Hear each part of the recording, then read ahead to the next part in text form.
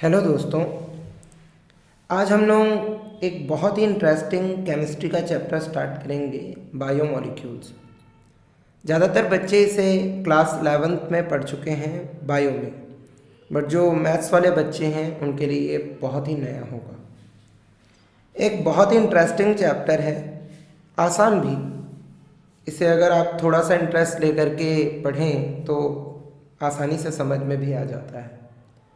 Biomolecule के bio version में ज़्यादातर फंक्शंस, बट केमिस्ट्री वर्जन में ज़्यादातर स्ट्रक्चर की बात की जाती है।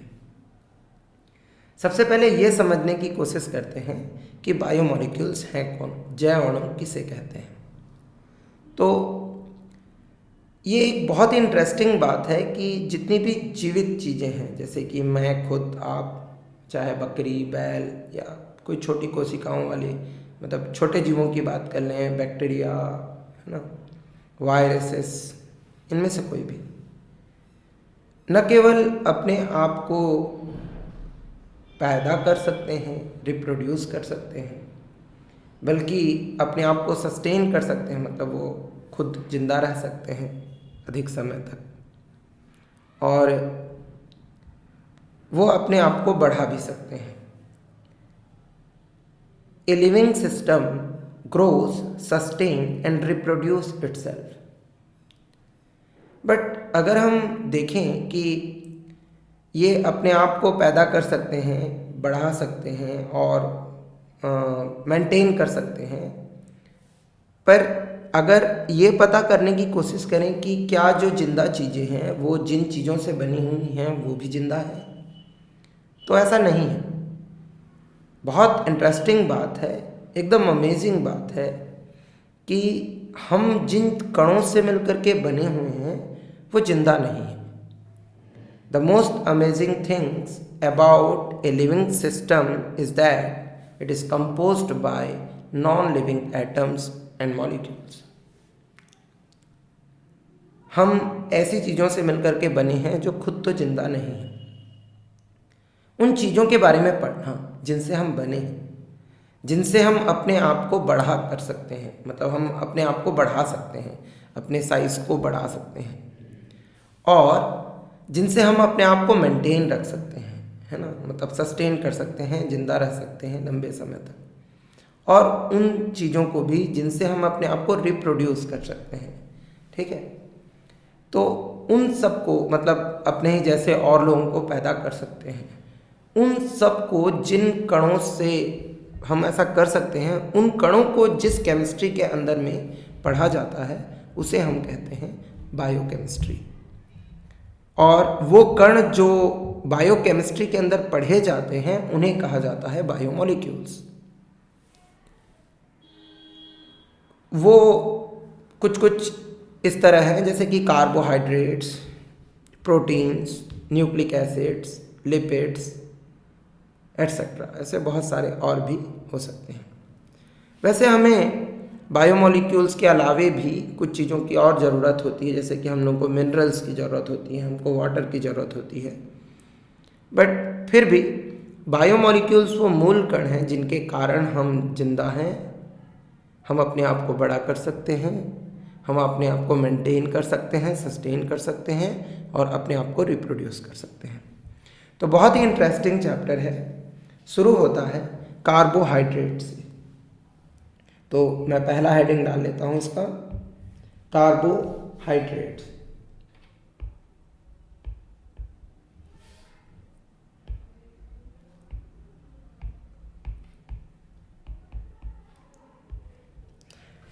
वैसे हम सब लोगों ने कार्बोहाइड्रेट्स का नाम जरूर सुना हुआ है। पहला डेफिनेशन जो इसके नाम से ही सजेस्ट होता है कि hydrates of carbon, hydrates of carbons are carbohydrate. Hydration मतलब बेटा पानी। पानी, अगर तुम्हारे अंदर पानी की कमी हो गई है तो बोलेंगे कि तुम डिहाइड्रेट हो गए हो। और अगर तुम्हारे अंदर पानी पी रहे हैं तो हम ये बोल सकते हैं, आप अंदर पानी डाल रहे हो तो उसको हम ये बोल सकते हैं कि हम हाइड्रेटेड हो रहे हैं। देन बहुत ही आसान लगता है हाइड्रेशन, ये हाइड्रेट होना मतलब वाटर, कार्बो मतलब कार्बन, जिसमें कार्बन के साथ हाइड्रेट भी हों, उन्हें क्या पुकारना चाहिए? कार्बोहाइड्रेट। जो डेफिनेशन है उस हिसाब से एक फॉर्मूला भी बनता है। फॉर्मूला कुछ इस तरह का होगा, CxH2O होल y। ठीक है, तो hydrates of carbon are carbohydrates जो डेफिनेशन है उसको हम लोग इस फॉर्मूले से समझा सकते हैं। यहाँ देखो कार्बन है और साथ ही वाटर के मॉलिक्यूल मतलब जल के अणु। जैसे कि एग्जाम्पल में अगर कुछ कार्बोहाइड्रेट्स के नाम लिखें तो हम लिख सकते हैं ग्लूकोज C6H12O6, या फ्रक्टोज का फॉर्मूला भी सेम होता है। अगर तुम इसको इस फॉर्मूले के रूप में लेना चाहो तो लिख सकते हो C6H2O होल 6। तो ये हाइड्रेट ऑफ कार्बन लगता है, कार्बोहाइड्रेट भी है, ठीक है चलेगा। C12H22O11, ये सुक्रोज का फॉर्मूला है, तुम्हें पता होगा। अगर इसको हम लोग इस फॉर्मूले में लेकर के आना चाहें, जैसे कि अभी मैंने एक को लेकर के आया था, तो दूसरे को लेकर के आना चाहें तो भी ला सकते हैं बहुत आसानी से। C12H2O होल 11 हो जाएगा। इस तरह से हम लोग बहुत सारे एग्जाम्पल लिख सकते हैं जो हाइड्रेट्स ऑफ कार्बन हैं, मतलब कार्बोहाइड्रेट हैं। बट कुछ ऐसे भी एग्जाम्पल हैं जो इस फॉर्मूले में तो आते हैं बट कार्बोहाइड्रेट नहीं। जैसे कि एग्जाम्पल के लिए तुम सबको पता होगा एसिटिक एसिड। क्या होता है बेटा एसिटिक एसिड का फॉर्मूला? CH3COOH। मैं चाहूँ तो इसे लिख सकता हूँ C2H2O होल ट्वाइस। अगर कंपेयर करें तो फॉर्मूला जो है वो सेम लगता है, ये देखो सेम इसकी तरह लग रहा है, बट ये तो एसिड है, ये कार्बोहाइड्रेट नहीं है। इसी तरह से हम एक और एग्जाम्पल लिख सकते हैं, जैसे कि आपको पता होगा फॉर्मेल्डिहाइड HCHO। यहाँ कार्बन कितना है? 1। H2O कितना है? 1। ये भी हाइड्रेट ऑफ कार्बन लगता है, बट अगर ये डेफिनेशन सही होता तो इसे भी कार्बोहाइड्रेट होना चाहिए था, पर हमें पता है कि ये दोनों एसिटिक एसिड भी और कौन फॉर्मेल्डिहाइड भी कार्बोहाइड्रेट नहीं है। साथ ही कुछ ऐसे भी कंपाउंड मिलते हैं जिसमें से एक का नाम हम ले सकते हैं रेमनोज। क्या ले सकते हैं? रेमनोज। जो रेमनोज है उसका फॉर्मूला होता है C6H12O5। फॉर्मूला क्या है उसका? C6H12O5। मैं चाहूँ भी तो इसे CxH2OY में नहीं लिख सकता। तो ये कुछ ऐसे एग्जाम्पल हैं, जैसे कि रेमनोज, वो फॉर्मूला तो वो नहीं रखते जो कि हम सोच रहे हैं हाइड्रेट्स ऑफ कार्बन, बट वो हैं कार्बोहाइड्रेट, उनकी प्रॉपर्टी कार्बोहाइड्रेट जैसी है पूरी तरह से। तो इस तरह से कार्बोहाइड्रेट्स का ये डेफिनेशन कि हाइड्रेट्स ऑफ कार्बन या कार्बन के जलयोजित अणु ही कार्बोहाइड्रेट हैं, वो गलत सिद्ध होता है। फिर हम कार्बोहाइड्रेट का क्या डेफिनेशन दे सकते हैं? तो प्रॉब्लम ये है कि इसका जो डेफिनेशन था वो ठीक नहीं। तो अगर हम लोग इसका कोई सही डेफिनेशन देना चाहें तो क्या दे सकते हैं? बेटा डेफिनेशन तुम्हारे स्क्रीन पर है। Optically active compounds that includes polyhydroxyaldehyde और polyhydroxy ketones and large polymeric compound that can be broken down on hydrolysis into polyhydroxyaldehyde or ketone are called carbohydrates। अगर हम हिंदी में बोलें तो प्रकाशिक सक्रिय यौगिक जो बहु हाइड्रोक्सी एल्डिहाइड या कीटोन है, या ऐसे जटिल जो कि चक्रीय भी हो सकते हैं यौगिक जो जल अपघटन द्वारा ऐसे अणु मुक्त करते हैं, क्या कहलाते हैं? कार्बोहाइड्रेट। तो कार्बोहाइड्रेट ऐसे विशेष यौगिक हैं जो पहले तो प्रकाशिक सक्रिय हैं और उसमें बहुत सारे हाइड्रोक्साइड ग्रुप हैं OH, साथ ही वो या तो एल्डिहाइड या कीटोन है, कभी कभी वो हेमी एसिटल या एसिटल फॉर्म में भी होते हैं, जिसको हम लोग आगे जब पढ़ेंगे डिटेल में तो समझ में आ जाएगा। कुछ ऐसे भी यौगिक होते हैं जो संकुल अवस्था में होते हैं, जुड़े हुए अवस्था में होते हैं, बट जब हम जल अपघटन करते हैं तो वो पॉलीहाइड्रोक्सी एल्डिहाइड या कीटोन में टूट जाते हैं। तो ऐसे यौगिकों को भी हम क्या बोलते हैं? कार्बोहाइड्रेट। अगर हम इसे कुछ हद तक समझना चाहें तो इस तरह समझ सकते हैं, जैसे कि हमको पता है कि C6H12O6 किसका फॉर्मूला है? ग्लूकोज का। अब अगर मैं इस फॉर्मूले को तुमको समझाना चाहूँ तो कुछ इस तरह समझा सकते हैं। देखो, इसमें सिंपल से ट्रिकी तरीके से याद करना, एक CHO लिखना सबसे पहले, अगर हम ग्लूकोज बना रहे हैं, फिर 1 2 3 4 5, पाँचवा जो होगा वो CH2OH होगा। पहला वाला जो है CHO है। अब यहाँ OH किधर रखें ये इम्पॉर्टेंट है बेटा, OH की स्थिति इम्पॉर्टेंट होती है। यहाँ याद रखना राइट लेफ्ट राइट राइट, याद रखना। क्या याद रखोगे? राइट लेफ्ट राइट राइट, ये OH का पोजीशन है। अगर तुम पोजीशन चेंज करोगे तो ये ग्लूकोज नहीं रहेगा, कुछ और बदल जाएगा। तो अगर मेरे को ग्लूकोज रखना है तो बाकी जो कार्बन की वैलेंसीज हैं उनको हाइड्रोजन से सेटिस्फाई कर दो। अगर मुझे ग्लूकोज बनाना है तो OH का पोजीशन यही होना चाहिए, राइट लेफ्ट राइट राइट। अब यहाँ पर अगर हम चेक करें, प्रकाशिक सक्रिय कौन है? जो कीरेल है। कीरेल किसे कहते हैं? जिसकी चारों संयोजकताएं भिन्न भिन्न हैं। जैसे कि पहला वाला अगर हम कार्बन चेक करें, पहला वाला कार्बन, एक मिनट, हाँ ये वाला कार्बन अगर मैं चेक करता हूँ तो मुझे पता है कि ये C+OH से जुड़ा है। तो इसकी तो दो संयोजकताएं तुम क्लियरली देख पा रहे हो कि किससे जुड़ गई हैं? ऑक्सीजन से जुड़ गई हैं। तो ये तो कीरेल नहीं है। बट अगला वाला देखेंगे, ये वाला कार्बन, तो इसके ऊपर CHO जुड़ा है, राइट तरफ OH जुड़ा है, लेफ्ट तरफ H जुड़ा है, नीचे बहुत बड़ा मॉलिक्यूल है। अगर तुम इसको देखोगे तो तुम्हें ये क्लियरली कीरेल दिखाई देगा, ये प्रकाशिक रूप से सक्रिय है। इसी तरह से अगला कार्बन और उसका अगला कार्बन और उसका अगला कार्बन तुम चेक कर सकते हो, उनकी चारों संयोजकताएं अलग अलग हैं तो प्रकाशिक रूप से सक्रिय हैं। लास्ट कार्बन में दो संयोजकताएं हाइड्रोजन से संतुष्ट है तो वह प्रकाशीय रूप से सक्रिय नहीं होगा। तो इसमें second carbon, third carbon, fourth carbon और फिफ्थ कार्बन जो है वो सभी क्या हैं? प्रकाशिक रूप से सक्रिय है। तो ये प्रकाशिक रूप से सक्रिय है। साथ ही साथ तुम यहाँ पर क्लियरली देख पा रहे हो कि ये एक एल्डिहाइड है। एक मिनट, ये एक क्या है? एल्डिहाइड है। तुम लोग ये क्लियरली देख पा रहे हो, CHO है, ठीक, प्रकाशिक रूप से सक्रिय। और यहाँ पे हाइड्रोक्साइड समूह कितना है चेक करो। हाइड्रोक्साइड समूह अगर तुम चेक करने जाओगे तो ये 1 2 3 4 5, तो बहुत सारे हाइड्रोक्साइड हैं। तो पॉलीहाइड्रोक्साइड, तो पॉलीहाइड्रोक्सी मतलब बहुहाइड्रोक्सी एल्डिहाइड या कीटोन है और प्रकाशिक रूप से सक्रिय भी है। तो ऐसा यौगिक क्या होगा? कार्बोहाइड्रेट का एक एग्जाम्पल होगा।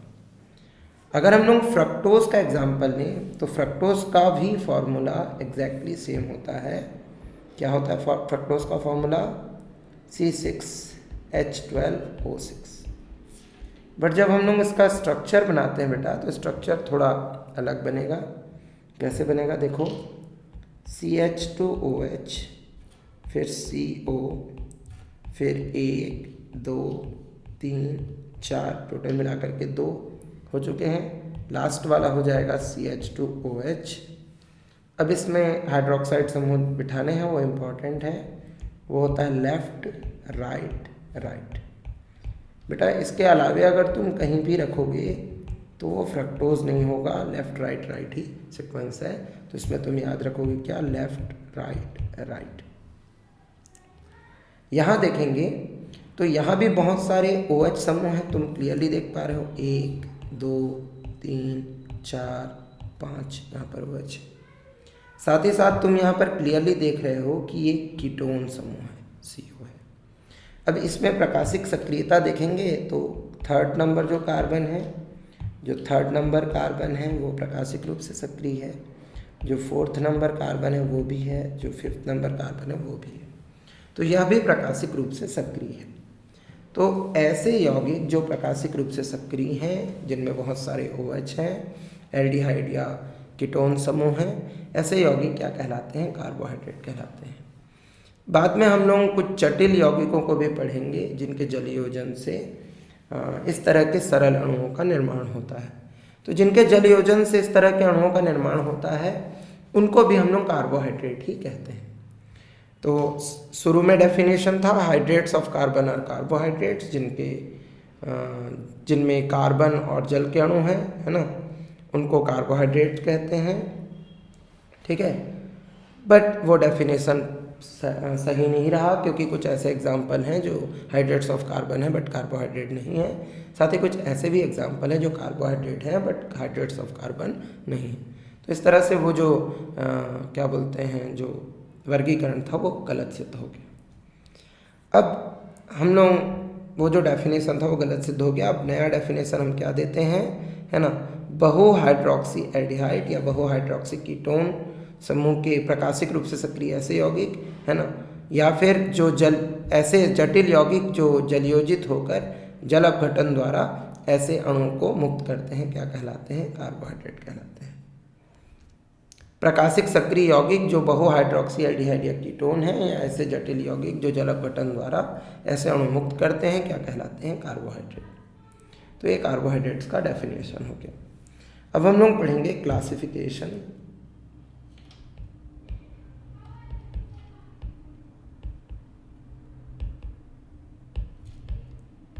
क्लासिफिकेशन में हम पहले अणुओं की संख्या के आधार पर क्लासिफिकेशन करेंगे, क्योंकि आगे हम लोग और तरह से भी क्लासिफाई करेंगे। पहले अणुओं की संख्या के आधार पर, अणुओं की संख्या के आधार पर हम लोग इसको कई भागों में क्लासिफाई कर सकते हैं। जैसे पहले होते हैं मोनोसैकेराइड।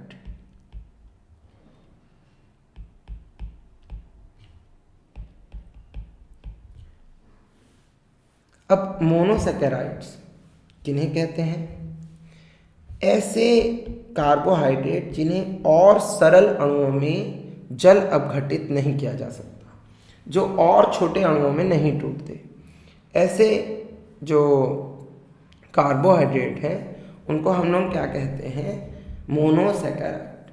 ठीक, मोनोसैकेराइड वो हैं जिन्हें और सरल अणुओं में तोड़ना संभव नहीं है। जैसे कि अभी हम लोगों ने एग्जाम्पल लिया, क्या, ग्लूकोज, C6H12O6, फ्रक्टोज, ठीक है, ग्लूकोज, फ्रक्टोज और ऐसे बहुत सारे मोनोसैकेराइड्स हैं। टोटल अगर हम लोग क्लासीफाई करें केवल मोनोसैकेराइड्स को तो वो 20 टाइप के मिलेंगे। ठीक है, बहुत छोटे अणुओं में से जैसे ग्लिसरैल्डिहाइड सबसे छोटे में से मिल जाएगा, फिर एरिथ्रोस, थ्रियोस, ठीक है, राइबोस, एनाराइबोस, जाइलोस, लाइजोस, एलोस, मैनोस, आयोडोस, गैलेक्टोस, ऐसे बहुत सारे हम लोगों को मिलेंगे जो कि मोनोसैकेराइड हैं। ऐसे अणु जिन्हें और सरल अणुओं में तोड़ा नहीं जा सकता उनको हम लोग क्या कहते हैं? मोनोसैकेराइड। कुल मिलाकर के ऐसे कितने मोनोसैकेराइड संभव हैं? 20। अगर तुम्हें जानने का मन हो कि सबके स्ट्रक्चर्स क्या हैं तो तुम गूगल कर सकते हो। वैसे ज़रूरत नहीं है हम लोग को केमिस्ट्री पढ़ते समय कि हम ये पता करने की कोशिश करें, बट ये जो मोनोसैकेराइड्स हैं इस तरह से हम लोग बता सकते हैं। ऐसे कार्बोहाइड्रेट्स जिन्हें और सरल अणुओं में अपघटित नहीं किया जा सकता उन्हें हम लोग क्या कहते हैं? मोनोसैकेराइड। अच्छा, जब हम ये बोलते हैं कि ये सैकेराइड्स हैं तो ये सैकेराइड टर्म कैसे आया? ये इसलिए आया क्योंकि ये स्वाद में मीठे होते हैं। कुछ जो मोनोसैकेराइड्स होते हैं ये स्वाद में क्या होते हैं? मीठे होते हैं। ठीक है, क्योंकि ये मीठे होते हैं इसीलिए सैकरीन, शुगर, जो सैकरम है, SACCHARUM, सैकरम, ये एक लैटिन शब्द है जो कि शुगर या शक्कर के लिए है। क्योंकि ये मीठे होते हैं इसीलिए हम लोग इन्हें क्या बोलते हैं, सैकेराइड। सैकेराइड जो टर्म है वो वहीं से आया है, क्योंकि ये मीठे होते हैं। जो मोनोसैकेराइड होते हैं इनके अधिकांश जो अणु हैं वो जल में विलय भी होते हैं और ये मीठे होते हैं। क्योंकि ये मीठे होते हैं इसीलिए हम इन्हें शुगर्स भी कहते हैं। ठीक है, मोनोसैकेराइड हो गए ऐसे अणु जिन्हें और सरल अणुओं में तोड़ा नहीं जा सकता। ठीक है, और जो मीठे होते हैं और अधिकांशतः जल में विलय होते हैं, ऐसे अणु क्या कहलाते हैं, मोनोसैकेराइड।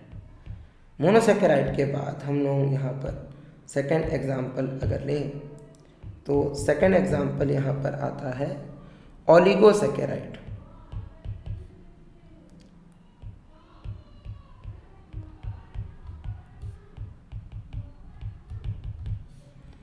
ओलिगोसैकेराइड्स। अब ओलिगोसैकेराइड्स बनाने के लिए हम लोग को मोनोसैकेराइड्स का संगुणन करना पड़ता है। जब हम एक से अधिक मोनोसैकेराइड्स को एक दूसरे के साथ जोड़ते हैं तो वो क्या बन जाते हैं, ओलिगोसैकेराइड्स। ओलिगोसैकेराइड्स को बनाने के लिए हमें मोनोसैकेराइड्स लेने पड़ेंगे 2 से 10 तक। अगर हम 2 अणु से 10 अणुओं तक को संगुणित करके जटिल अणु का निर्माण कर रहे हैं, मोनोसैकेराइड परस्पर जुड़ेंगे और जुड़कर या तो 2 अणु जुड़ेंगे या मैक्सिमम कितने जुड़ सकते हैं, 10 जुड़ सकते हैं। तो ऐसे अणुओं को हम लोग ओलिगोसैकेराइड्स के रूप में लेते हैं। अगर 2 अणु जुड़े तो उन्हें डाइसैकेराइड कहेंगे, 3 जुड़ेगा तो ट्राइसैकेराइड कहेंगे, टेट्रा, पेंटा। अब इस तरह से हम लोग डेकासैकेराइड तक जा सकते हैं क्योंकि 10 जोड़ना है। अब तुमको पता होगा 1 को मोनो, 2 को डाई, 3 को ट्राई, 4 को टेट्रा, 5 को पेंटा, 6 को हेक्सा, 7 को सेप्टा, 8 को ऑक्टा, 9 को नोनो और 10 को डेका कहते हैं। तो इस तरह से डेकासैकेराइड्स हो सकते हैं। उल्टा भी सोच सकते हैं कि अगर हम लोग किसी ओलिगोसैकेराइड का जलयोजन करेंगे तो वह सरल अणुओं में टूटेगा। मतलब जैसे मोनोसैकेराइड में हम बोलते थे कि वो टूटता नहीं है, बट ये टूटेगा। अगर जैसे कि मतलब इसका एक एग्जांपल लिख लें तो अगर मैं एक सुक्रोज लिखता हूँ C12H22O11, तो ये एक डाइसैकेराइड है। जब हम इसका जलअपघटन करेंगे तो ये C6H12O6 में टूटेगा। एक और अणु C6H12O6 में टूटेगा। इसमें से एक ग्लूकोज होता है और एक फ्रक्टोज होता है। एक क्या होता है, ग्लूकोज होता है और एक क्या होता है, फ्रक्टोज होता है। ग्लूकोज और फ्रक्टोज इस तरह से 2 अणुओं में टूटते हैं जो ओलिगोसैकेराइड्स है। मतलब ओलिगोसैकेराइड्स को जलयोजित करके सरल अणुओं में तोड़ा जा सकता है। सुक्रोज की जगह अगर मैं माल्टोज का उपयोग करूं तो वो 2 ग्लूकोज के अणुओं में टूटेगा, और अगर हम लोग लैक्टोज का उपयोग करें तो वो एक ग्लूकोज और एक गैलेक्टोज में टूटेगा। लैक्टोज जनरली दूध में होता है ना। माल्टोज जनरली जौ में होता है, तुम्हें पता होगा। माल्टोज जौ मतलब वो जवधान जो हम लोग स्वाहा करते हैं ना यार, हवन में यूज़ करते हैं, उसको अंकुरित कर दिया जाए और उसको क्रश कर दें तो माल्ट बनता है, उससे माल्टोज होता है। उसको एंजाइम माल्टेज की उपस्थिति में जब अभिक्रिया कराते हैं अम्लीय माध्यम में तो क्या बनता है, 2 ग्लूकोज के अणु बनते हैं। वैसे तुमको अच्छी बात ये बता रहा हूँ कि सुक्रोज, ठीक है, माल्टोज और लैक्टोज तीनों का फार्मूला C12H22O11 ही है। और जो गैलेक्टोज है ना, या ग्लूकोज है या फ्रक्टोज है, इन सब का फार्मूला C6H12O6 ही है।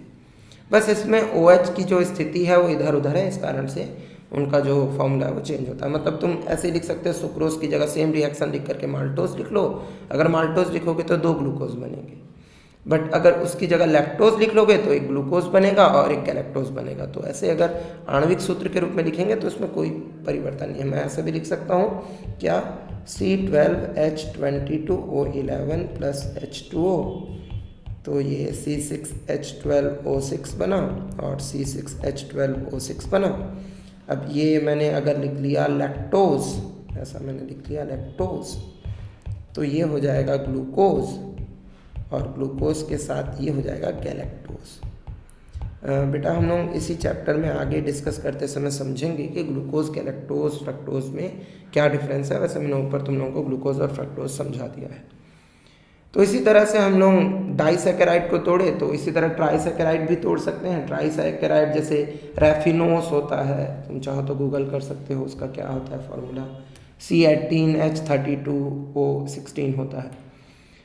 इसी तरह से टेट्रासैकेराइड हो सकता है। टेट्रासैकेराइड जैसे स्टाइरोज होता है ना। तो अगर एक स्टाइरोज का जल अपघटन करते हैं तो एक ग्लूकोज, एक फ्रक्टोज और एक गैलेक्टोज 3 अणु ऐसे टूटते हैं। तो ओलिगोसैकेराइड्स का जल अपघटन करने पर वो मोनोसैकेराइड में टूटेगा। इसका मतलब मोनोसैकेराइड के जुड़ने से, एक से ज़्यादा अणुओं के जुड़ने से क्या बनता है, ओलिगोसैकेराइड बनता है। बट ये याद रखेंगे कि कितने से कितना जोड़ना है भाई, हम लोग को जोड़ना है 2 से 10। 2 से 10 अणु अगर जुड़ते हैं तो जो बनता है उसको हम लोग क्या बोलते हैं, ओलिगोसैकेराइड। इनमें से भी बहुत सारे मीठे होते हैं, इसीलिए हम लोग इनको शुगर्स कह सकते हैं। बट अगर इससे ज़्यादा जुड़ जाए, जैसे कि अगर हम थर्ड ले लें, उनको हम लोग बोलते हैं क्या, पॉलीसैकेराइड, मतलब 10 से भी ज़्यादा।